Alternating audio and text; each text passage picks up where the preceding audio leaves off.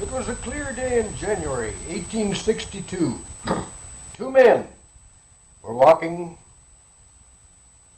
down the center road of Keppel, now County Road number 17. One was William Shouldice, who was a descendant of people who had come from Germany and migrated to Ireland before arriving in the Ottawa Valley, thence to Mariposa Township near Lindsay, and were now coming into the Keppel Township area. When they came to the 12th concession, they headed west toward the McNabb Lake area. They came into a community heavily forested, many fine stands of rock elm, maple, and in the swamps was cedar, balsam, tamarack, and a great deal of fine timber. As they walked up the 12th concession with a new blazed road, freshly blazed, they arrived and put up their stakes at lot 18, concession 12. And that night, while the Indian, who was traveling with William Shouldice, built a wigwam and shelter for the night, William Shouldice made tea and lunch. It was a mild January, and it was not a hardship to spend the night in this open new country. In the morning, they walked back to Owen Sound through this pioneer community and filed their claim. Imagine his pleasant surprise when he returned with his worldly goods on the Chickara in June.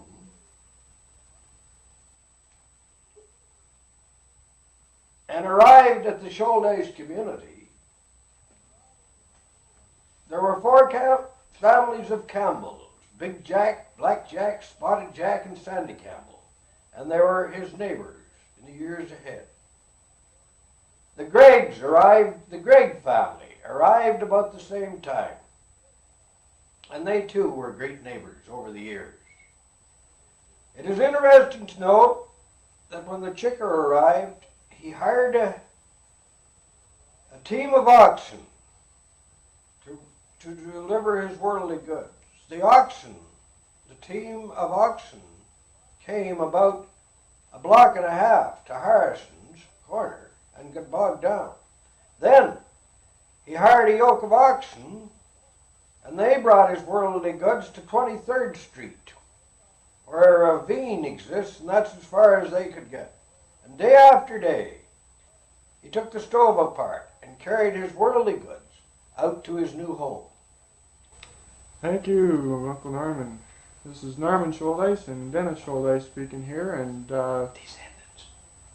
descendants of the pre-talked about person. And the purpose of this little talk here is just to document some of the first happenings of the Shouldice family and the community of Shouldice. Uncle Norman here is Fourth generation descendant, and I'm fifth generation. Okay. No, you are. I'm the fifth. Yeah. Things you don't know. And we both went to the same high schools in Owen Sound and lived in the same community. The same school church. Yeah, same school and church. And Uncle Norman's just talked about some of the first few things. I believe there was some discussion about Indians having teepees on the hill just coming this side of Owen Sound too on the way out, Uncle Norman. Is that true? Yes, and the Indians had a natural road up the rock, and it was strange to note that when William Shouldice made his early trips, they come up across a farm that has been known as the George Lynn Farm over the years, and there's a natural road up the rock, the escarpment, where the Indians had traveled, and that road angled towards Wharton, and it angled till you came to the 12th concession of Keppel in the Shouldice area. But this was the trail of the Indians, and it has never been changed. The name Shouldice of the community, much credit should go to this William Shouldice, because he was the first settler to stay, and he worked towards the post office, which carried on until 1911, I believe it was. And he was instrumental in getting the school and church established in the early lives of these pioneer people. It is of interest to note that 50 years ago last June, I completed my public school training at SS number 7, known as Shouldice School. 50 years ago, I was attending the OSCVI. This training, and the training I received in the little community church of Shouldice, and the experiences I have had in farm organization, conservation authorities, and public service has been of great benefit to me, and I hope has been some benefit to my fellow man. I was going to ask you about the first few people that came into the community. Did they have to, you said they staked their claim. Now, is that something they knew what they were going to get before they got it, or they always... I believe that was the plan. In some cases, one chap got his land for 50 cents an acre. That was the Monroe farm at Ben Allen that your father now owns. The Monroes got that farm in pioneer days, and that is over 100 years ago, for 50 cents an acre, and the improvement that they made on that farm proves that it was a good investment of time and money. What about some of the very first claims that were made? A lot of people, I guess, have gotten ripped off or didn't receive their claims, and people swapped things and got cheated out. I heard you talk once before about some of the problems William Shouldice had. Yes, William Shouldice, the first land he cleared in Keppel Township, now owned by Milton Bellamy. He thought he owned this, and he paid for it, but it wasn't, somehow or other, it wasn't a proper deed, and therefore he was done out of that. These were pioneer people, and the story comes to mind in the pioneer community of my great-grandmother, and it was a very dry season. And there were very few people in the community that day, and a fire broke out. And Peter Gregg, a neighbor across the field, come over, "Mrs. Shouldice, there's a fire in your field, and if we don't get it out, it'll wipe out the whole community." And Peter Gregg worked, and Mrs. Shouldice worked in that hot sun, fighting that fire and holding it in check until the other neighbors arrived in the scene.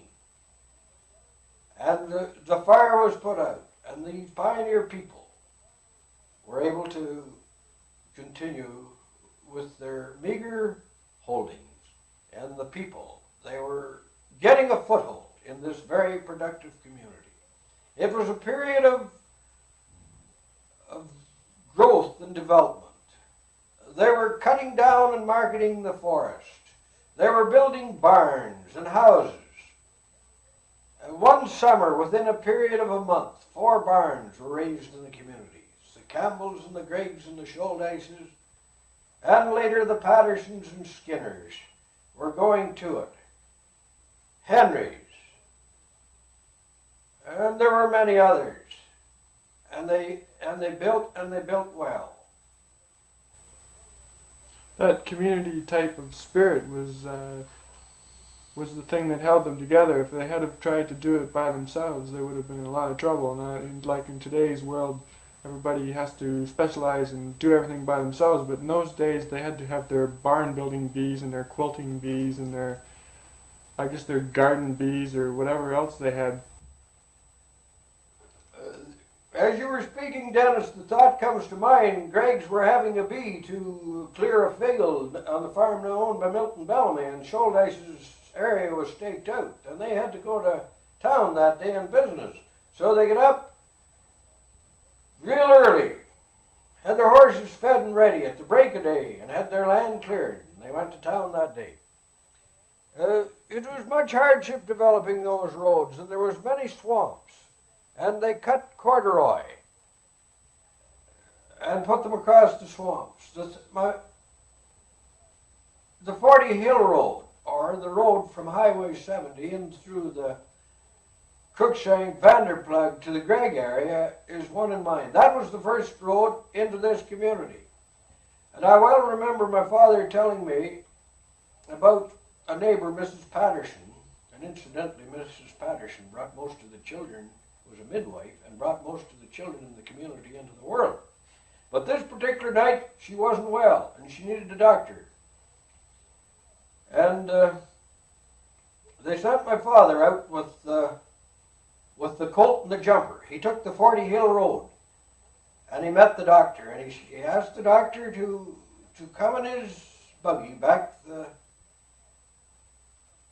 40 Hill Road to see Mrs. Patterson. He said, I have many calls to make tonight, Stewart, and if you will put your colt in my buggy, we'll go over the new road. That is the road. Now travel to Shallow Lake.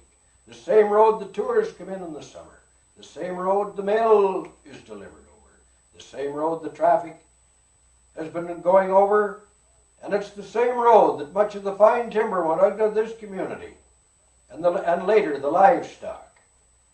Cattle, pigs, sheep, horses that have gone to Toronto and other areas. It is interesting to note in those days we marketed our cattle when they were fat. We drove them in the wagon or sleigh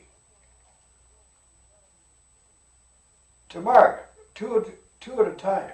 Now I am assisting loading cattle at the Wharton's feeder sale, where I'm a director, and we put as many as 70 cattle in some of those trailers.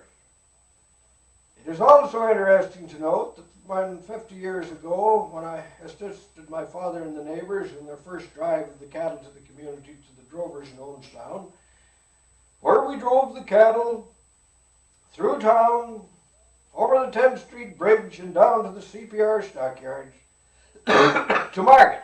One day we were going down through Brook, about 18th or 19th Street, and one or two of our cattle got off the road and onto a Mrs. Young's garden and knocked the stakes and the strings out. But we managed to get him back in the road and on his way. Mrs. Young come out about the time a group of cattle were coming in from Sarawak, and she said it wasn't very nice of them to have their cattle in her on her garden. Well, and then their cattle hadn't been in her garden either. It was our cattle.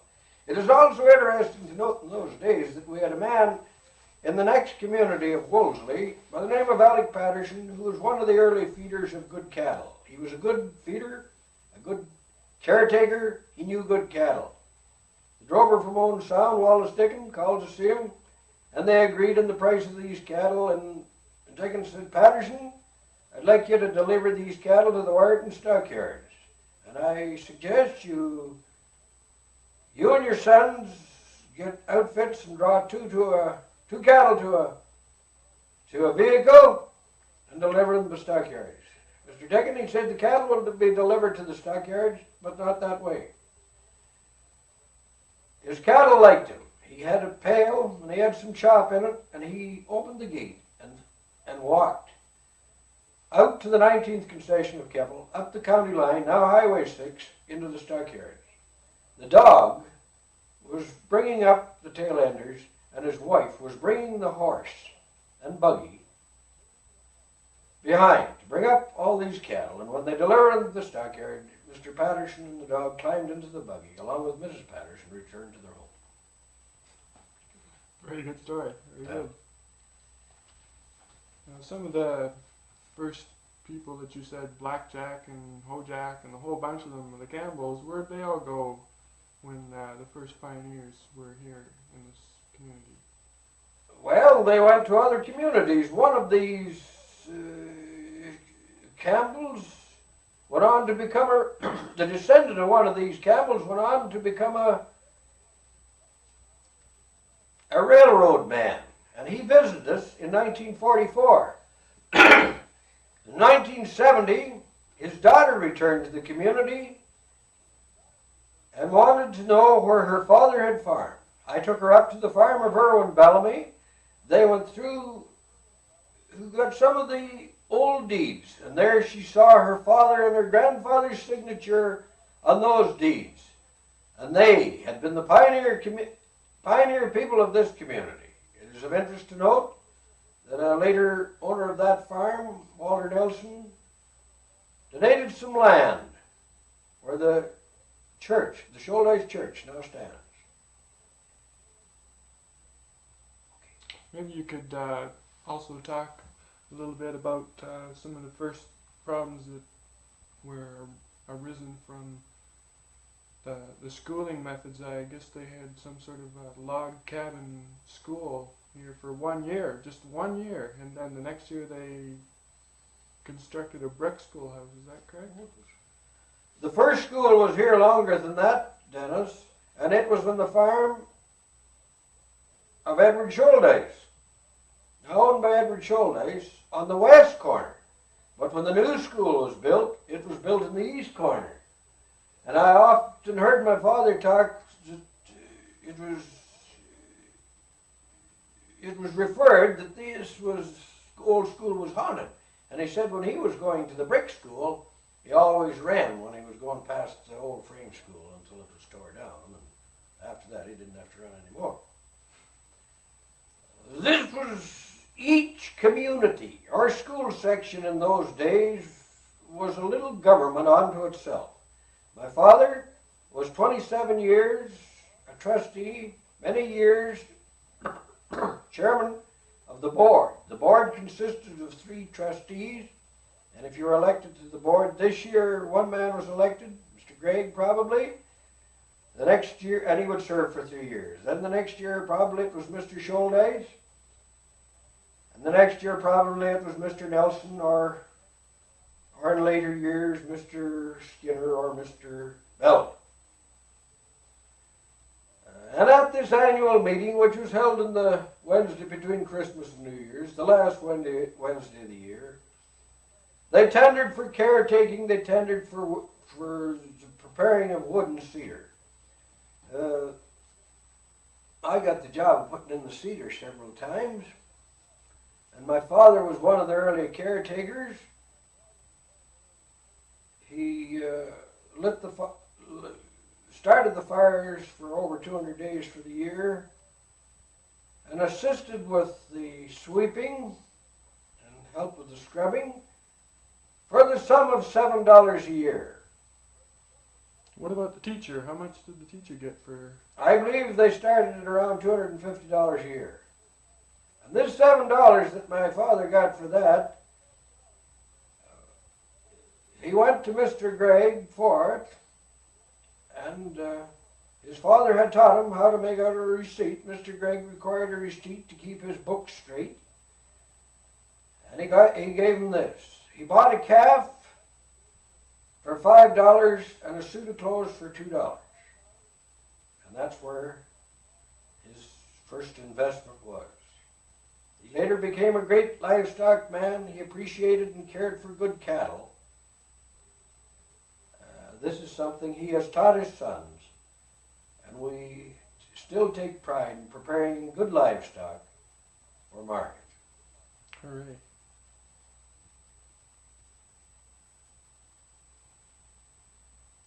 Maybe you could go on to tell a little bit on the humorous side about the story of the ghost that arose from the mountain. Yeah. In order to appreciate the humor of this story, you have to have a good imagination and draw your own conclusions. The story is told of a girl late in the fall who was walking from Wyerton to Owen Sound, and she had been instructed when she came to the turn in the road to turn east. She misinterpreted her instructions, and instead of going to Hepworth, where she was to turn east, she turned east at Clavering. Went through the Clavering community, over the first big hill, down through the the swamp, and over the next big hill that we have referred to many years as the mountain. There's gravel in that hill, and it may come in handy yet. She wasn't very well, and when she came to the bottom of the mountain, before going on through the next piece of swamp, she saw a light. She went and rapped on the door and asked for shelter for the night. The old gentleman, true to the pioneer spirit, gave her shelter for the night and let her lay on the couch. She became very sick through the night and died. Now you must remember that this was a pioneer community. There was no telephone. I don't suppose they had rural mail. I'm quite sure they didn't. And things were rather primitive. The man didn't know what to do, so the simplest thing, in his thoughts, was to dig a hole and bury her in the orchard.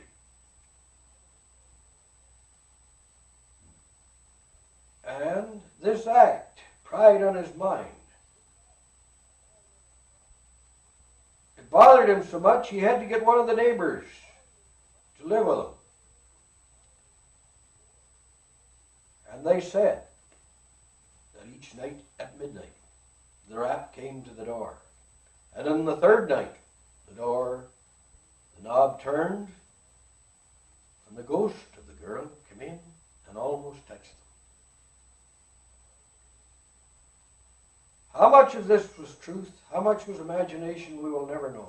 But those people who tried to play down the story said that the house was built on a piece of flat rock, and when the old mare in the stable would kick the flat rock, that would account for the rap on the door. Be that as it may, it pried on the minds of these men, and they never forgot it. And the story is told that they were having another one of the bees to raise a barn or a house for another neighbor, and it was late in the fall.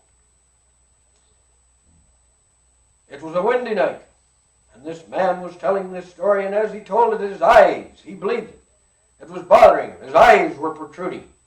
And at that particular moment, a gust of wind came up, blew out the light, and they finished their supper in silence.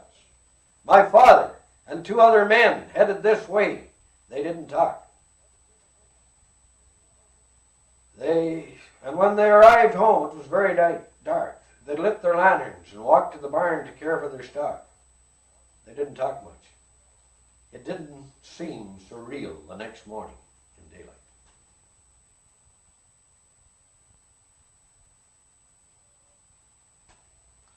One had to admire the pioneer know-how and get things done.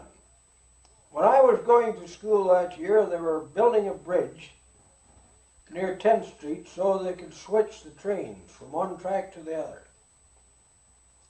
And they sent to Keppel for this tall, straight rock elm. And these trees were tall and straight. And the way they cut them down so they wouldn't split, one man would stand on each side of the tree and chop. And when they came, so there would be the same distance from one side of the tree to the other, and they would both arrive, was their axis, near the center of the tree at the same time, and that way the tree did not split. There was much heavy timber, and James Lee, the father of Cliff Lee, who lives across the road from us, had a sawmill down at the corner of 12th Concession and Road 17. It was known as Woodall or Lee's Corner. There was a store there, but the team and sleighs brought this timber from the north, from Wolseley, Lake Charles, Kemble, Big Bay, Oxenden, and to the west, Clavering, the Shouldice area, Sarawak, and Ben Allen. This timber was piled in the winter, sawed towards spring, and drawn to the siding at Ben Al, where it was loaded onto the trains. It was a big moment in the history of this pioneer community when Mr. Lee bought his first truck with hard tires, and they could draw a good-sized load of ties or lumber. It was a bigger day in history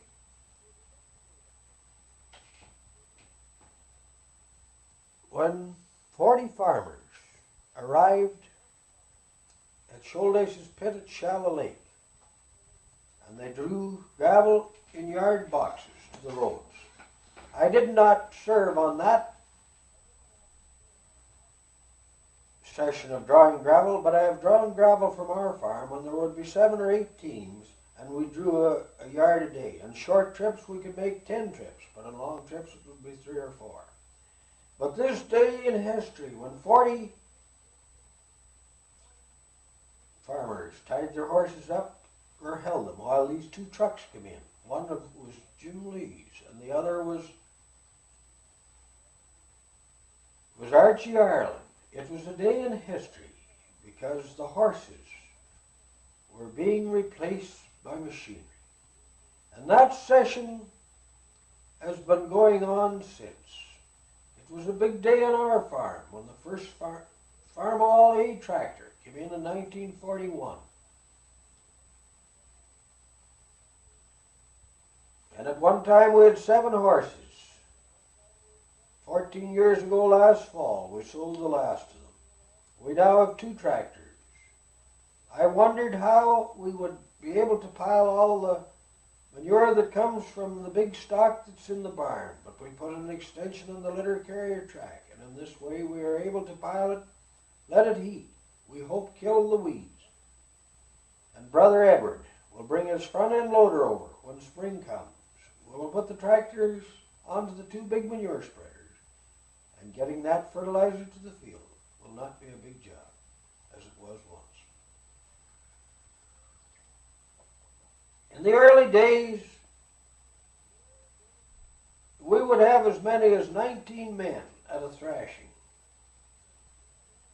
It is of interest to note that the farmer, his hired man, who he could hire then, or his sons, would draw this loose hay into the barn and stack the surplus. I can recall having 7 of these stacks in our farm, and the balance of the room would be filled with these sheaves in the barn. And they would be built on slings, would be drawn to the top of the barn on a rope and taken back to the mows. We have thrashed as many as 4 times in a year if we had a good crop. If the crop wasn't so good, there would be 1 or 2 thrashings. As many as 19 men. This made a great deal of work for my mother and her help. And she had neighbor girls who would help her. One was Margaret Nelson, now Mrs. Frank Lee, at presently visiting in Florida. And they had many happy chats in those days as these thrashing machines moved from one farm to another. I always got a thrill to see the steam engine coming up the road, the whistle blowing. And as it came to the gate, you'd almost think it was going back, and then he would wheel it straight, bring it up the lane, the machine would be set. There was the engineer, or the man who ran the steam engine. There was the separator man who kept the separator going, and then there was the tanker, the man that supplied the water, that produced the steam, that produced the energy to run this machine. And in dry years, that tanker often needed help to get this water. These chaps knew where the good holes were. And if there was a good well or water trough around, that's where they counted on water. And if they couldn't keep it in hand, then the machine had to shut down. In addition to that, you had to have a big pile of wood in hand. One year, we had a big pile of wood, but the boiler was leaking. It took a great deal of wood that year. And we had to dip into our supply of wood for the winter. But it was a mild winter, and we could buy it for fuel purposes. In addition to this timber that was manufactured at Lee's mill, my father drew timber from Clavering. And he would stop here at dinner time and have his dinner and make an early trip. And then off and went around by the 10th Street Bridge and down to Keenan's, where these bolts were sold for toothpicks and various other projects. It was a great basswood community. This community really raised good basswood. And I can recall Erwin Bellamy coming to me one day, and he said, "You have some basswood down there." And we agreed that if I would give him the basswood, we'd each pay half the trucking. He would market it to McVeigh's in Brook. And when we finished up, we were both thrilled. We had $800 each out of the basswood on my farm, pasture farm. My father tells another instance where he and his cousin Stanley Foster were taking timber out of a place that was rather wet. And they were bothered. The river wouldn't freeze up. And their aunt, an Aunt Mary, a pioneer lady, said, "Boys, you don't know how to do it. I'll go down and show you." And she went down and helped them carry brush. And they put it in the river. That night, it froze over. And in the days ahead, it froze over. And they were able to bring their timber across there. They made arrangements and got a contract signed with a dealer, a wood dealer, and the timber was to be delivered to the track at Clavering. The cars were to be supplied 2 a week to take this timber away. One time, the cars didn't arrive, the bark wasn't too good for the timber, and the man wasn't going to pay for it. So the lawyer said, "Well, here's your contract that you agreed to take it." So he paid for it, and they got their money, which they needed in order to live. Another night they were going to bed. They had a telephone by that time, and the word came, "Your big pile of wood at Clavering is fell on the track. It'll have to be removed before the early train comes through in the morning." So the 2 young men, instead of going to bed, hitched their horse up, took it down to Clavering, tied and blanketed it so it would be warm, and went to work to pile this wood off the track. They worked all night, and as they were throwing the last sticks off the track, they heard the whistle blowing. The train was coming from Hepworth to work.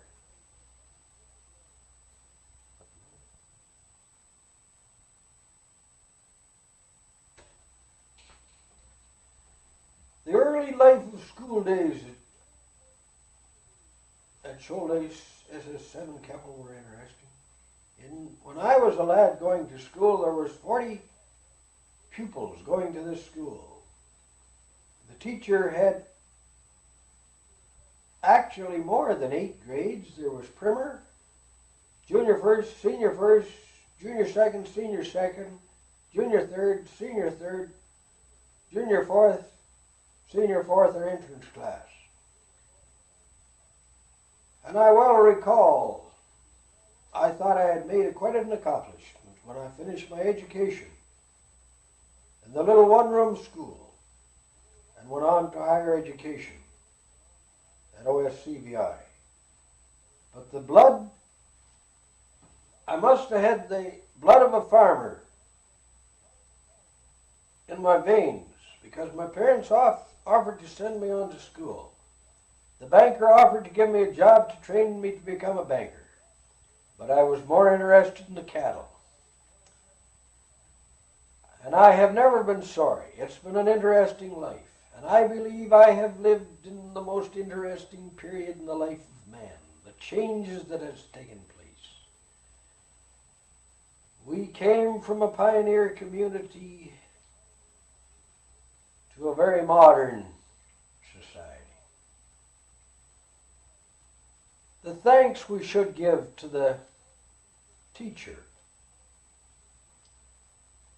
who taught those children and put up with a lot of nonsense. Probably the people didn't have as broad a vision because the teacher or minister were blamed for many things they shouldn't have been blamed for. The minister traveled from Shell Lake or Owen Sound to our little community church. This knowledge and training I received here at the little church and at the little school has been a great help to me over the years.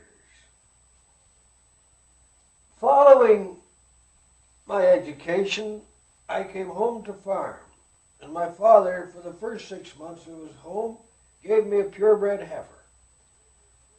But I said to my mother and my father that I wanted wages. I didn't want big wages. I wanted what the hired man would get. And I wanted to start at the bottom so I would know how to farm, how to handle my money, so I would be prepared to do the business connected with farm life and other organizations over the years.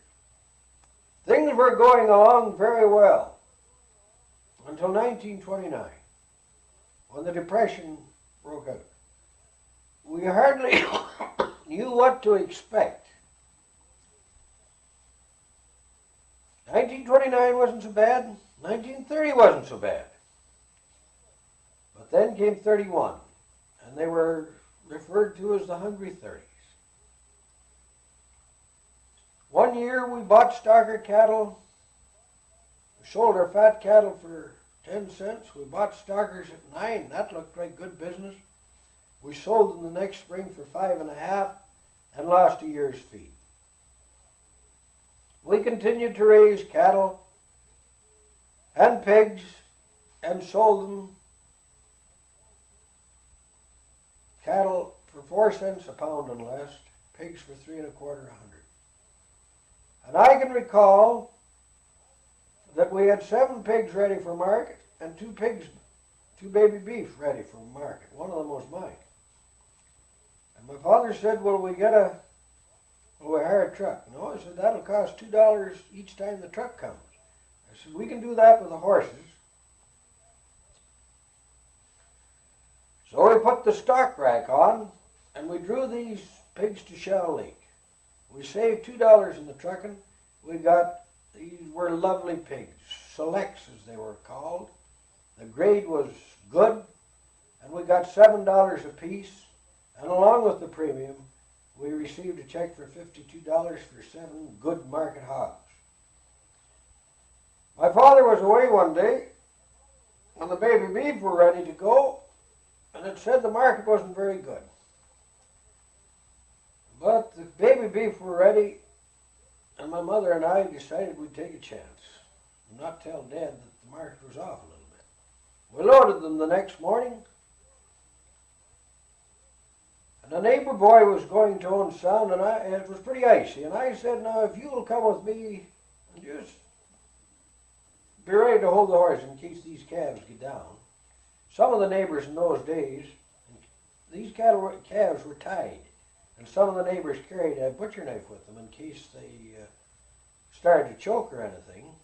And that way they'd cut their throats and it wouldn't be all lost. They'd have beefsteak and have their steak. So the neighbor boy, I gave him 50 cents, and he said he didn't want anything. Well, I said, it's worth that to me.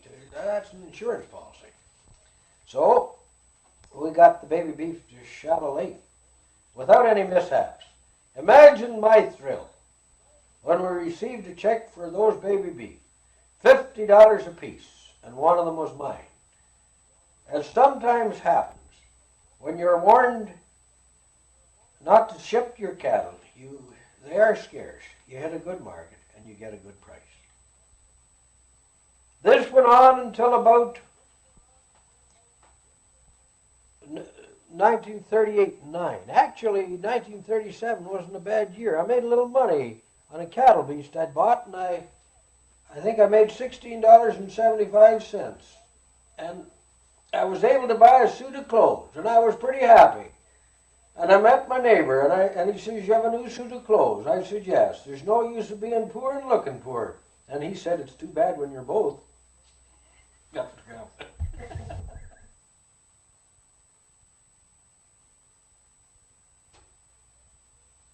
The Depression wasn't as difficult in Ontario, in our area of the country, as it was in Western Canada.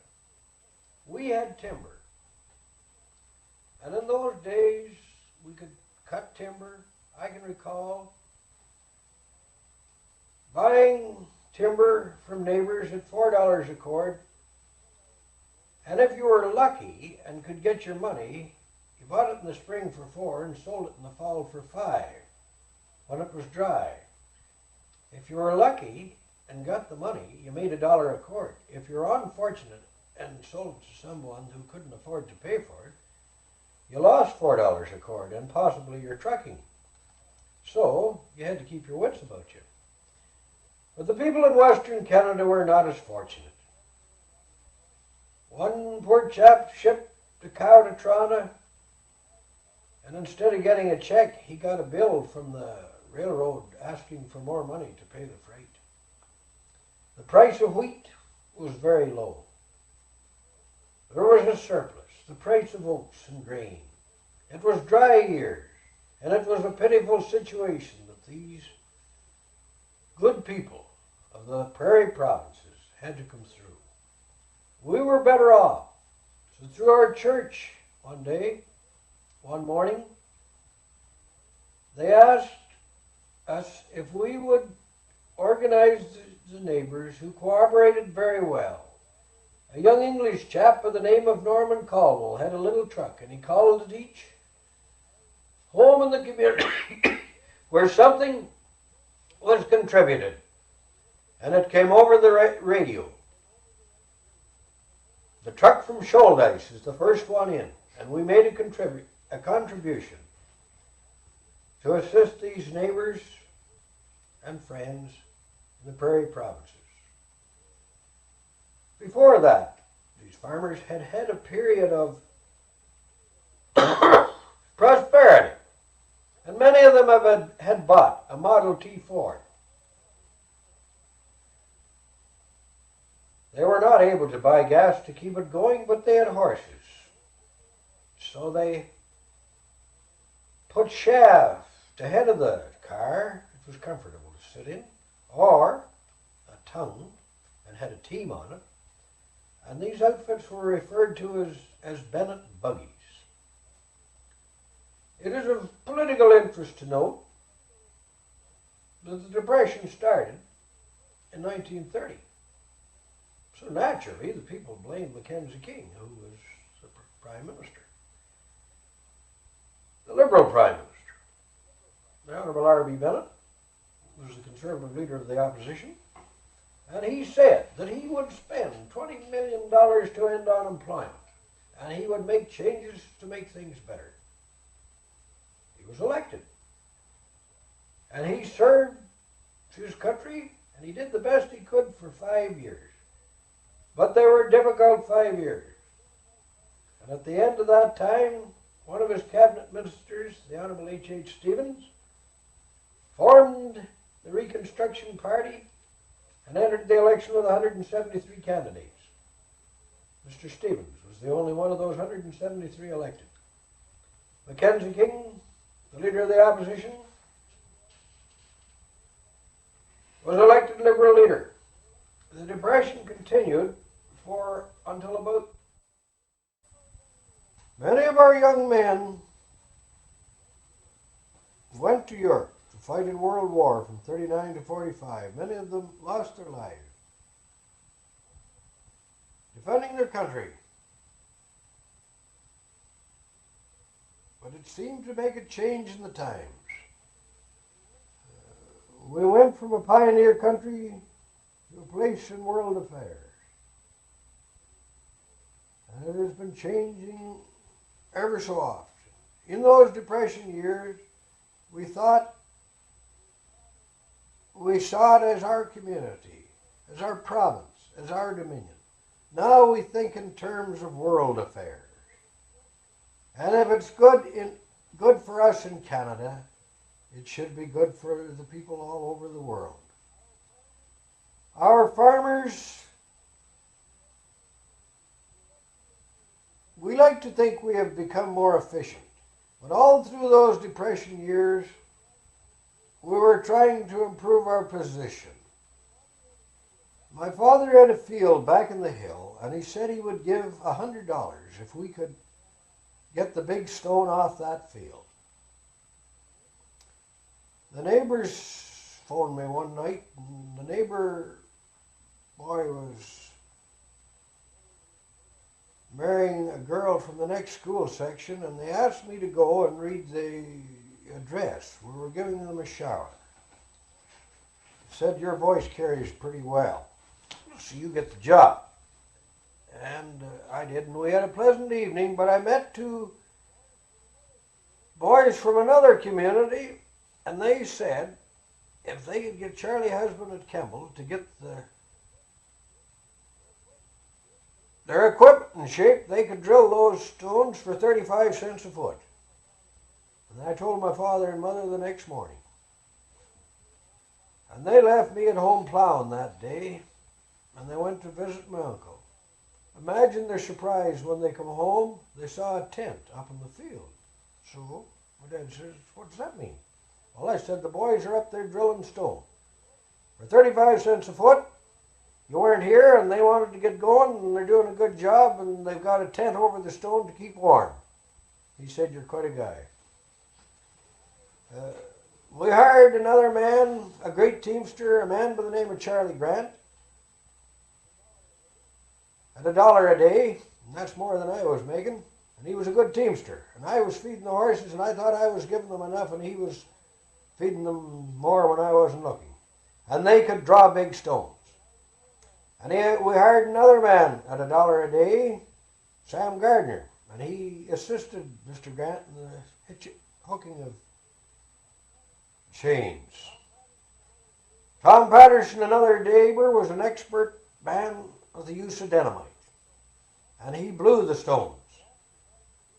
Grant and Gardner drew the big ones. Another chap by the name of Ayrton and I drew off all the other ones. Nobody had a watch but Ayrton. I asked him what time it was. He said, what time do you think it is? He said 11 o'clock. No, I said 11 o'clock. He said, you're not far out. I still didn't find out what time it was. When we finished that field, after paying for all breaks, and we broke some harness, we broke some chains, we broke some double trees, but when we added it all up, we had the stones in the fence, we had a good job for $82.50.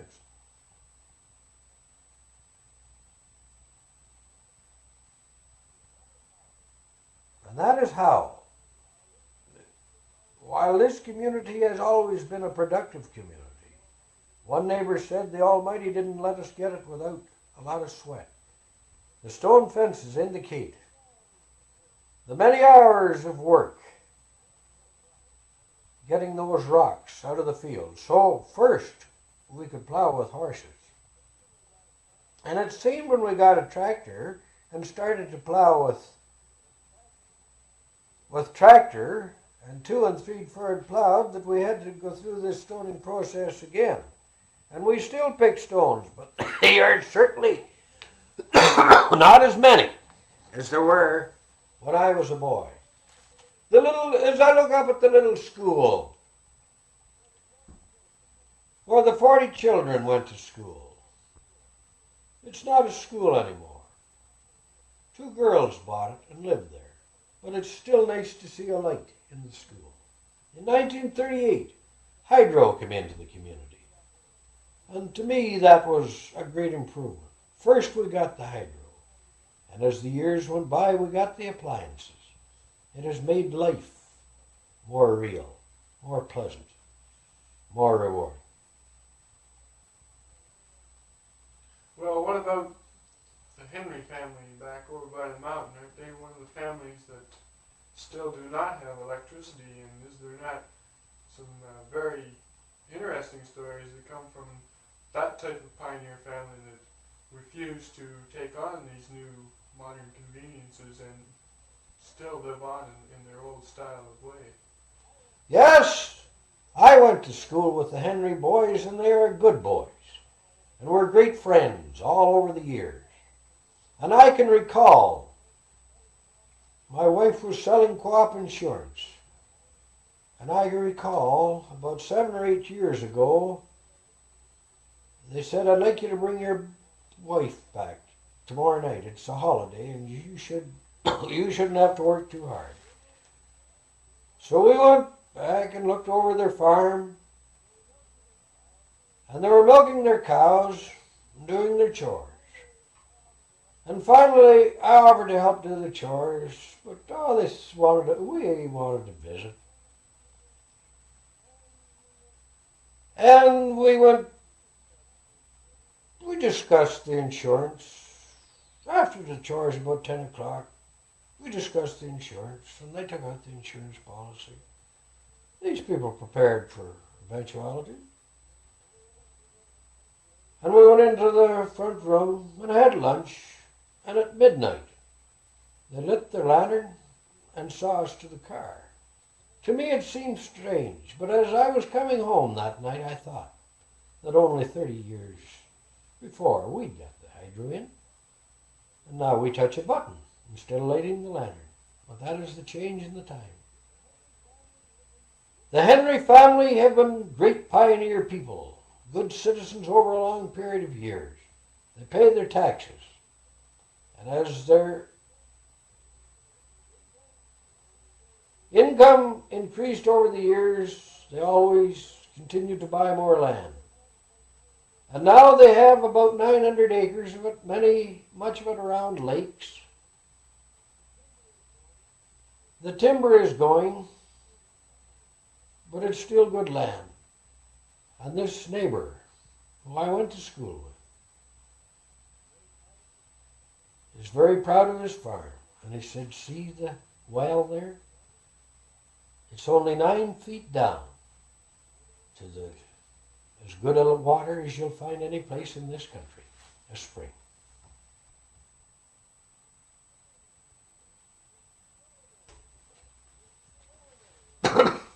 There were many interesting incidents. Maybe we were a little different in our ways. We had our ideas, our suspicions. And one neighbor said to another neighbor one day, how's your brother? Well, he's not very well, and it serves him right. Well, that made the one chap a little mad because he didn't see why it served a person to right if they were sick. Well, what makes you say that? Well, he said he had a haircut in December. I never have a haircut in December. My father and my grandfather never had a haircut in December, and we never had a cold in winter either. But anyway, my brother decided differently. He had a haircut in December, and he hasn't been feeling very well.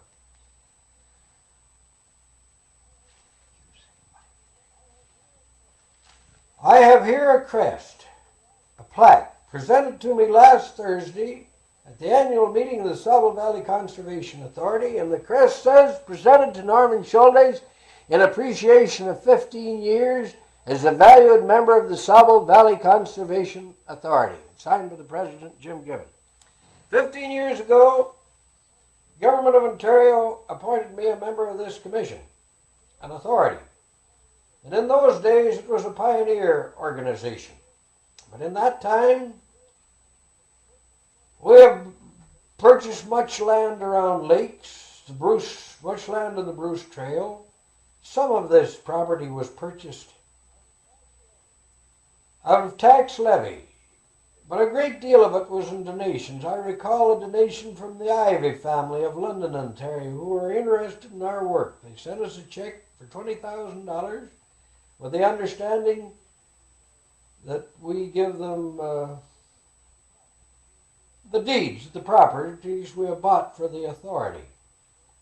And incidentally, the Ontario government put up 75% grant. If I put up 20, they would put up 75. That would make 80,000.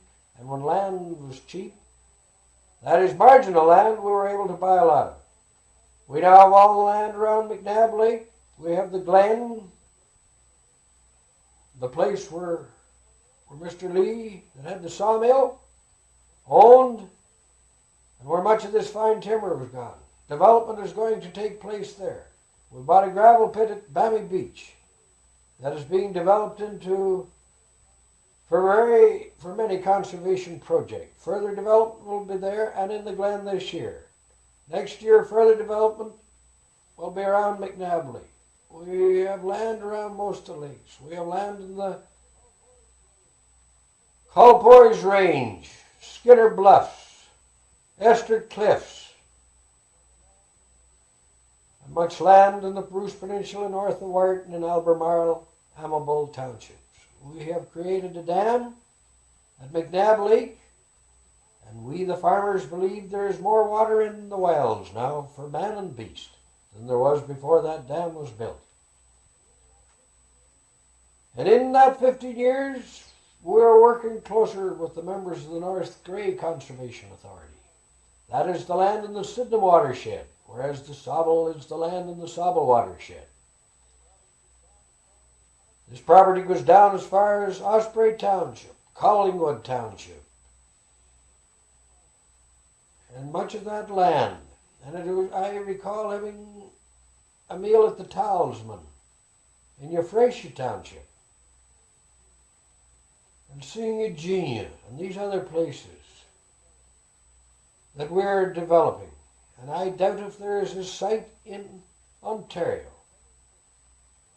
that is any prettier than that site from Epping, looking out over the Beaver Valley in all its beauty and splendor.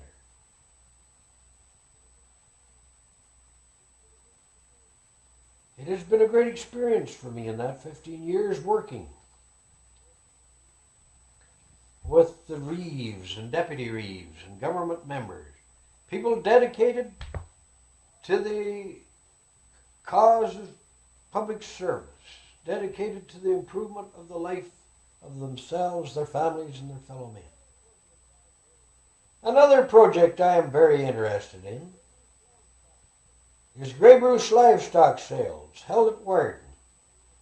In the old days, each community had its own government and its own plan, but we seem to be a larger community.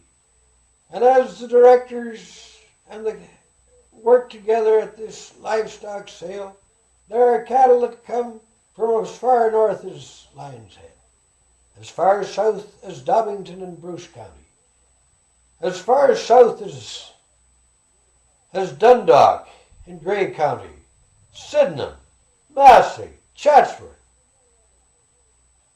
and many other places. We have sold as many as 3,600 cattle at a sale. These cattle are assembled there where the buyers come from southern Ontario. Oh yes, and many buyers from our local townships in Grey and Bruce counties where a cattle exchange is held. And there is competitive bidding, and we believe the price that we get there is fair for the man that's selling, fair for the man that's buying. We try to take our own cattle, and the minimum of sickness is controlled. The buyers that come there appreciate these good cattle. They also appreciate the fact that as soon as they're bought, the directors are there and willing to load these cattle before they go to their new home. I recall coming home last fall after the sale. I had 18 cattle in it, and my wife said, "How did you make out? And where's your cattle? Did they not come home?" I said, "No, they're south of London now." They sold at 10 to 12. They were loaded in a truck a few minutes after, and they'd be in London by 4 o'clock in their new home. The price was fair for the man that was selling, fair for the man that was buying. And I think that is a great accomplishment for our rural people. Bob Walker. Fancy. Yeah. Gee, they're sporting. They're sporting. Got more coal? Well, I've been talking for an hour into that darn thing. That darn thing. Well, that machine is. You can put the earphone on and, well, I don't suppose you want, you can hear, listen to some of it. It's a pretty good speech he's got on. I'll bet. Did you see his little plaque? Yeah, I do. I put it up for you to see.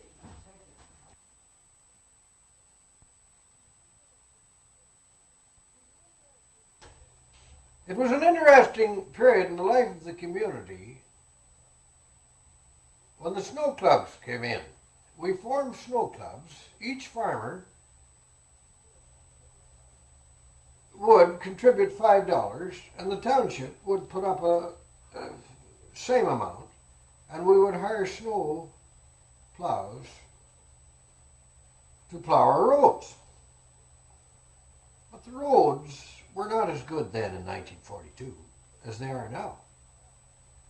And the chap had many miles to plow, and the plow would hit some of the boulders in the side of the road that have later been removed, and they would break and it would have to be filled. The wind would blow and fill the snows,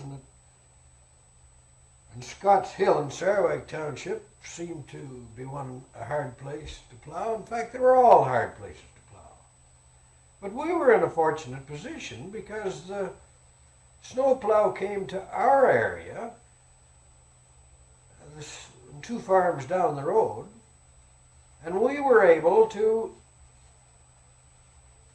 take our horses, or the horse and the cutter, and go to Shell Lake, get our groceries, deliver our cream, deliver our cattle, our hogs, and meet a truck there, and get feed when feed was necessary.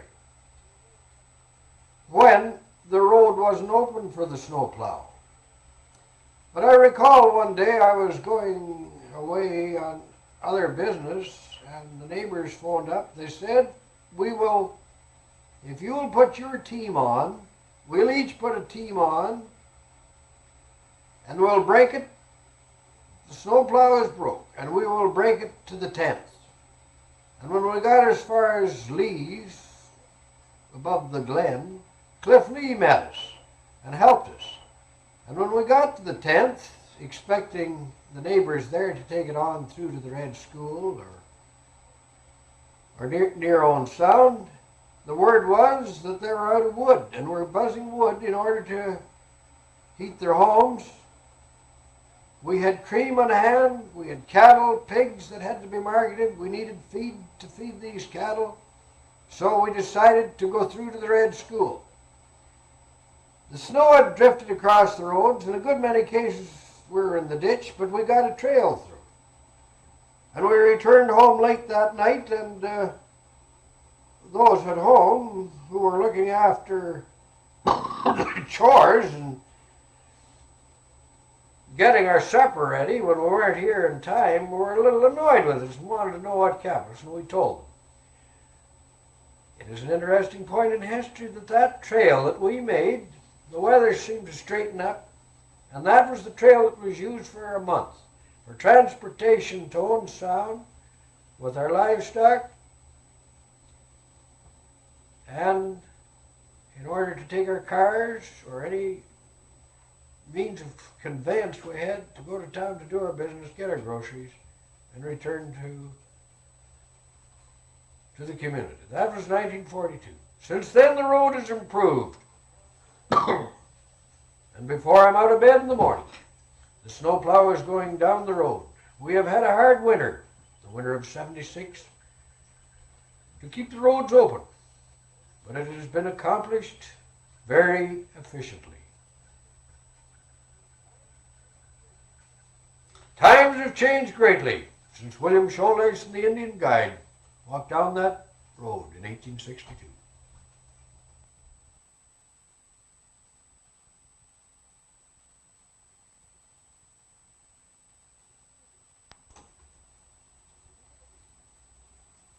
The community that William Shouldice came into was a heavily timbered community. It is of interest to note that he was an axe handle maker and peddler.